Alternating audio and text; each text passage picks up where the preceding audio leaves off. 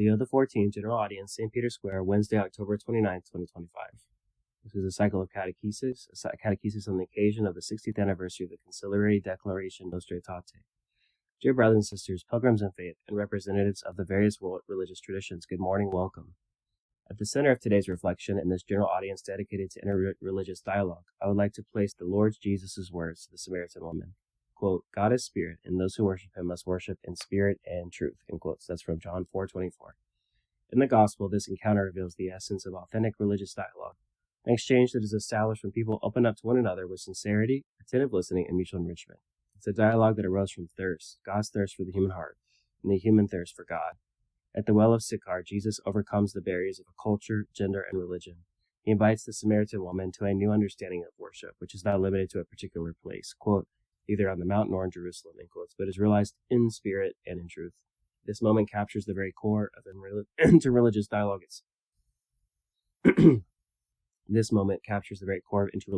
itself. Discovery of God's presence beyond all boundaries, and the invitation to seek him together with reverence and humility. 60 years ago, on October 28, 1965, Second Vatican Council, with the promulgation of the Declaration Nostra opened up a new horizon of encounter, respect, and spiritual hospitality.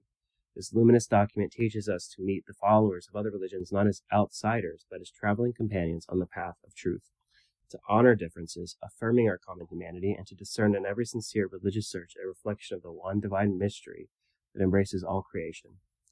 And in particular, it should not be forgotten that the first focus of Nostra aetate was towards the Jewish world, and then it repeats which twice, though. St. John the 23rd intended to reestablish the original relationship. For the first time in the history of the Church, a doctrinal treatise on the Jewish roots of Christianity was to take shape, which on a biblical and theological level would represent a point of no return. A, quote, bond spiritually ties the people of the New Covenant to Abraham's stock. Thus, the Church of Christ acknowledges that according to God's saving design, the beginnings of her faith and her election are found already among the patriarchs, Moses, and the prophets, in quotes. This is in Nostra aetate, Article 4. In this way, the Church, quote, mindful of the patrimony she shares with the Jews, and moved not by political reasons, but by the gospel's spiritual love, decries hatred, persecutions, displays of anti-Semitism directed against Jews at any time and by anyone, in quotes. This from Nostra aetate, Article 4 as well. Since then, all my predecessors have condemned anti-Semitism with clear words, and so I too confirm that the Church does not tolerate anti-Semitism and fights against it on the basis of the gospel itself.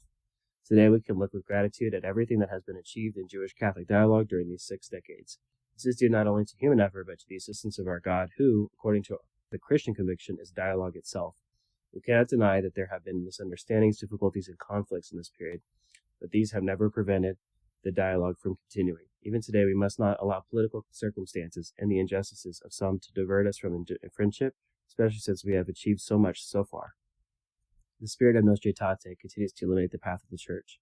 She recognizes that all religions can reflect, quote, a ray of that truth, capital T, which enlightens all men, in quotes. This is from Nostra aetate 2, and seeks answers to the great mysteries of human existence, so that dialogue must never be solely intellectual, but profoundly spiritual.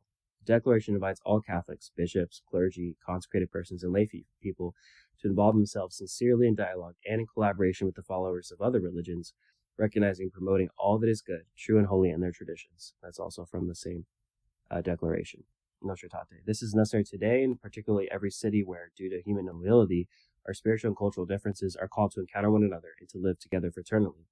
Nostra aetate reminds us that true dialogue is rooted in love, the only foundation of peace and justice and reconciliation, whereas it firmly rejects every form of discrimination or persecution, affirming the equal dignity of every human being. That's a reference to Nostra aetate 5. Therefore, dear brothers and sisters, 60 years after Nostra aetate, we can ask ourselves, what can we do together? The answer is simple. We can act together. More than ever, our world needs our unity, our friendship, and our collaboration. Each one of our religions can contribute to alleviating human suffering and taking care of our common home, our planet Earth. Our respective traditions teach truth, compassion, reconciliation, justice, and peace. We must reaffirm service to humanity at all times. Together, we must be vigilant against the abuse of the name of God, of religion, of dialogue itself, as well as against the dangers posed by religious fundamentalism and extremism.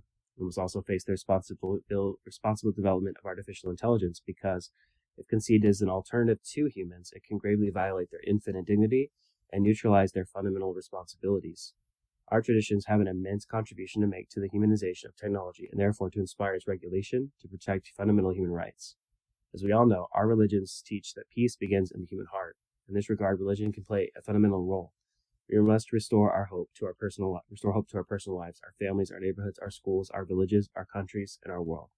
This hope is based on our religious convictions and on the conviction that a new world is possible. 60 years ago, Nostra aetate brought hope to the world after the Second World War.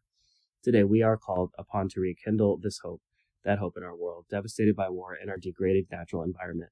Let us collaborate, because if we are united, everything is possible. Let us ensure that nothing divides us, and in this spirit, I would like to express once more my gratitude for your presence and your friendship.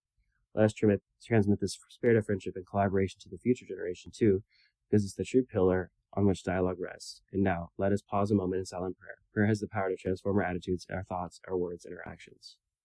Then the Holy Father made this appeal. In recent days, Jamaica has been struck by Hurricane Melissa, a storm of catastrophic power, causing violent flooding. It is currently sweeping across Cuba with devastating force. Thousands of people have been displaced, while homes, infrastructure, and several hospitals have been damaged. I share everyone in my closeness praying for those who have lost their lives, for those who are fleeing, and for those populations who, awaiting the storm's developments, are experiencing hours of anxiety and concern. I encourage the civil authorities to do everything possible, and I thank the Christian communities together with the voluntary organizations for the relief they are providing. Then he gave these special greetings. I extend a warm welcome to all English-speaking pilgrims and visitors taking part in today's audience, especially those coming from England, Ireland, Norway, Sweden, Ghana, Kenya, Nigeria, Uganda, Zimbabwe, Australia, Indonesia, Malaysia, the Philippines, Singapore, South Korea, Canada, and the United States of America. In particular, I wish to express my gratitude for the presence of the leaders and representatives of non-Christian religions. May God, who created all men and women, pour into our hearts a spirit of fraternal love, that we may recognize the imprint of God's goodness and beauty in every human being.